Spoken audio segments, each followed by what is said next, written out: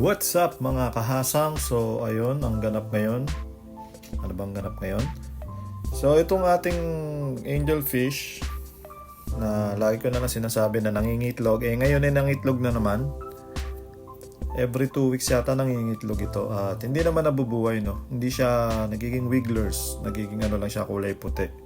So trinay ko na siya ilipat ng mga tank. Tapos yun lang ginawa ko. Wala naman kasi ako extrang male, wala naman akong ibang pwedeng ipalit doon sa isang, hindi ko rin sure no kung male yung angelfish natin na yun. So ngayon nangitlog na naman siya pero parang mamumuti na naman ata yan. At yun, hindi ko masyado makuha talaga yung pagbe-breed ng angelfish.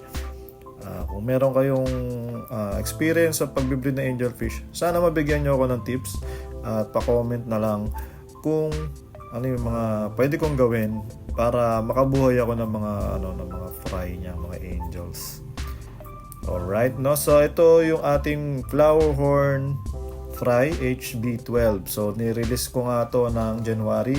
So marami na ako na-release dito. Actually, ito na yung last na i-release ko na batch na set. Kasi naglabas ako niya ng set and dun sa kabila yung ating batch 2. Itong batch 1 nag-release na ako niyan mga hindi ko na matandaan pero nag-release kasi ako ng wholesale niyan. Ang ginawa ko 15 pieces lang, wholesale price na siya, no? So ginawa ko 500 ang 15 pesos, which is parang pumapatak ng 35 ang isa.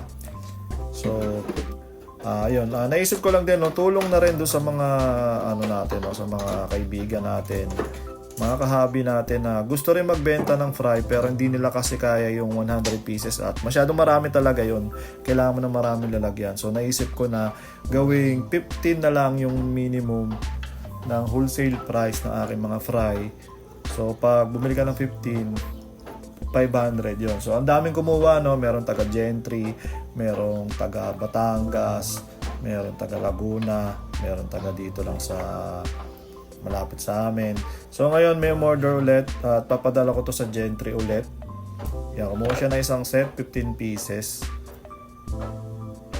Yan. So ang plano ko talaga dyan is i-release ko yung mga 75% o 80% ng fry ko, i-release ko. Tapos yung 20% yun yung i-grow out ko kasi yun lang talaga yung kaya ko i-grow out dito sa amin. At medyo madami talaga mga anak. So ito, naka 100 pieces na nga ako na-release nito.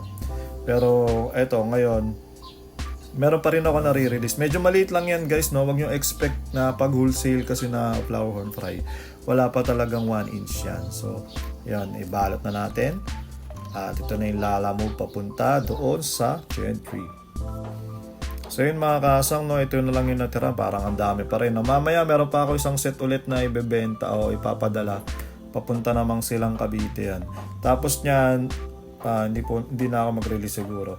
Tapos yun, update ko lang kayo yung ating HB12 na parents, itong ating galing kay Boy Ubo na male, tsaka yung female natin, i-breed ko na sila ulit kasi kung nakaraan, kung naalala nyo, trinay natin i-breed yung female natin na KCC sa Red Spartan.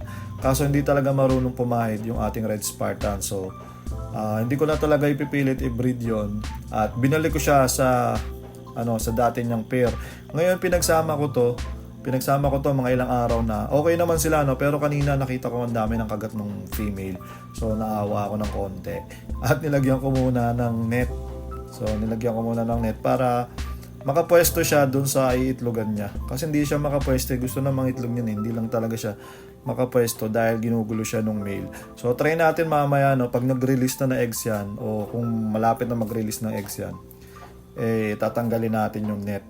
Tapos ito, naisipan ko to ilipat sa harapan kasi may magpipick up dito. Hindi ko naman siya pwedeng papuntahin dito sa loob kasi dadaan ka sa loob ng bahay. Para makapunta dito sa likod. So ililipat ko siya doon sa harap.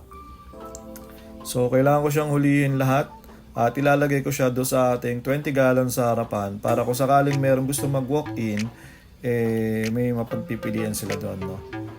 So hindi naman masyado ako nagpapa-walk-in dito, no? Mostly kasi mga transaction ko, mga lalamove. So yan, ang dami pa pala nito. Siguro almost mga 50 pa ata to, mahigit 50 pa. So yun, Yan, iwan muna natin dito yung mga breeder natin. Maya balikan natin yan. Kasi feeling ko talaga mga mangingitlog na yung female. So punta tayo sa harap. At andito na nga tayo sa harapan. So ito yung sinasabi ko sa inyo na tank kung saan ko ilalagay yung ating mga fry. So yung Red Spartan ibababa ko doon. Ayan, para mailipat natin yung mga fry dun sa taas at madaling makita ng mga buyers. So gawin na natin ngayon. Itong Red Spartan na to, binigay din sa akin to ni Reborn Crossbreed. Mga 2 years na yata ito sa akin. Ilang beses ko na brinid yan. 3 na i-breed pero hindi talaga makabuo ang lolo niya. Hindi talaga siya makabuo. So ngayon tinry ko ulit. Baka naman no. Pero hindi talaga. Ang ganda kasi ng kulay nito eh. So kung may ipapares natin siya sa sa magandang female din, baka sakali makagawa tayo magandang string. Kasi kung mapapansin niyo, ang ganda talaga ng kulay niyan, guys. Iba, matingkad talaga yung pagka-red. So tinabi ko siya muna dito sa ating NMAX na kung saan ibigay lang din sa akin ito ni Reborn Crossbreed. Yan, mahilig sa magbigay yun eh pag bumibisita ako sa kanya sa San Pedro. Binibigyan niya ako lagi ng grow out. Minsan fry, tapos yun, nagiging grow out na kasi ang tagal kong dumalaw dun. Years yata ang pagitan. So dito ko ilalagay nga ito at yun, para pag may nag-walk-in dito, mamaya may mag-walk-in dito eh. So madali siya makakapili dyan. Hindi ko alam kung paano niya sisipatin yan, no? Kasi ako tamad ako eh. Pag dati pupunta ako sa isang nagbe-breed ng flower, kahit ano na lang din mahuli kasi hindi na rin natin naman masasabi kung anong male dyan. So hindi rin ako masyado makapagbigay sa inyo ng tip kung paano pumili dyan ng maganda na male, at dahil hindi naman sure ang gender niyan. So yung iba tinitignan nila yung uso, medyo maikse. Kasi pag male usually maikse yung uso nun. Pero hindi ko pa rin talaga masabi kasi tingin ko dyan pare-parehas lang naman sila. So siguro pag ganito pipili lang ako ng kung ako yung bibili, pipili ako ng yung markings niya, yung black markings niya medyo straight o straight talaga. Tapos may pearl sa bandang noo kasi kita mo na yun eh. So yun yung mostly pinipili. At yun lang yung makikita mo pag ganyan mga size na mga fry. So yun mga kasang, ano pa nga ba yung mga bago natin dito? Yung may naalala ko. May binigay sa akin si Larry, si Sir Larry Lorenzo. So ayan, binigyan niya ako ng pair ng ano ba tawag dito? P-Dirt Koi. Kasi meron siyang P-Dirt Koi, sabi niya medyo lumalaki na daw yung part na maitim at nawawala na yung platinum. Ayun yung pagka-platinum, natatakpan ng black. So sabi niya, naisip niya, bigyan ako ng pair tapos i-crossbreed i-outcross ko do sa mga P-Dirt ko. Sa mga Koi P-Dirt ko, i-outcross ko. Tignan natin kung ano magiging kalalabasan. Kung gaganda yung lalabas do sa mga magiging anak nila. So hindi ko pa naasikaso yan, sila pa rin yung magkasama. So ang gagawin ko dyan, pag-iwalayin ko yung dalawa na yan, tapos bibigyan ko ng mga kapares yan para tignan natin kung anong kalalabasan ng outcrossing na gagawin natin. At yan lang naman yung mga gapis ko na lang dito. Tapos binigyan niya rin ako ng blue polar parrot na kulay white. So ang tagal ko nang may alagang blue polar parrot. Ito meron tayong white. Ano ba tawag dyan? White polar parrot. Hindi ko rin sure, pero puti siya. Pero hindi siya albino kasi yung mata niya hindi naman red. Meron kasi niyan mga red yung talaga mga albino. Tapos update ko na lang din kayo dito sa ating pinagsama na blue polar parrot dati. Ayan yung natirang female, hindi pa nangingitlog. Tapos ito yung breeder natin na blue polar parrot. Hindi pa rin siya nangingitlog, siguro mga 2 weeks pa yan ulit. Tapos mag-iitlog na naman yan. Tapos yung huli nilang initlog, ito yung mga free swim natin na fry. Madami pa rin sila kasi pinakain ko ng BBS yan. So kailangan talaga nila ng BBS o kaya DAP niya. Kailangan buksan natin yung ilaw para mas makikita nyo, So ito nga yung breeder natin ng blue polar. Tapos ito yung mga fry natin na medyo parang nagkaka-SBD yung iba. Hindi ko lang alam kung bakit, parang lumulutang sila. Tapos ayun, nandun sila lagi sa sponge. Siguro dyan sila nakakakuha ng pagkain, yung mga maliliit na particles dyan na nakakain nila. Kasi ngayon wala akong BBS, so naubos na yung pinahatch ko. At naghanap sila ng ibang pagkain dyan. So magpapatch ulit ako ng BBS para sa kanila. Tapos yun, binigyan din ako ni Sir Larry ng isang female na flower horn na golden base. So yung itsura niyan, fader yan, female flower horn. Tapos ayun, nabugbog daw to nung male niya. Sinubukan niya i-breed tapos hindi niya nakita overnight, siguro hindi niya nakita binugbog. So yung fin niya medyo may kagat at hindi na tumubo ng ng normal, pati yung balat niya parang wala ng scale. Tapos yun yung mga pinakita ko sa inyo kanina. Yan mga bago nating breeder. Ewan ko kung magiging breeders yung mga yan kasi hindi pa sila nagbe-breed. So i-update ko kayo, magpaparami rin tayo ng blue polar parrot kasi parang napansin ko ang daming may gusto rin yan, isda na yan. So yung mga kasang makalipas ang ilang oras na rin, tingin ko pwede ko na itong i-release. So medyo drop cook na yung female natin. Ayan, medyo drop cook na. Mamaya lang, kung hindi mamayang hapon, mamayang gabi, magda-drop yan ng egg. So tanggalin na natin itong net. Observe natin kung mag-aaway sila. Kung mapapansin nyo, may mga punit-punit yung female kasi binugbog nga siya ng konti nung male natin kagabi. Kaya kanina naisipan kong lagyan sila ng net nung umaga. So ngayon, i-release natin ulit. Hindi ko na sila ginamitan ng divider, So yung net na lang ang ginamit ko dyan. Ayan, tignan na lang natin kung ano mangyayari sa kanila. At kung makaka-breed tayo ulit ng HB12, kung sakali man makabreed tayo ulit, magiging batch 3 to. At iniisip ko nga na ilalak ko na tong dalawa na to na sila talaga lagi yung magbe-breed. At magpaparami, puro HB12 lang. Hanggat di pa ako nakakakuha ulit ng bagong breeder.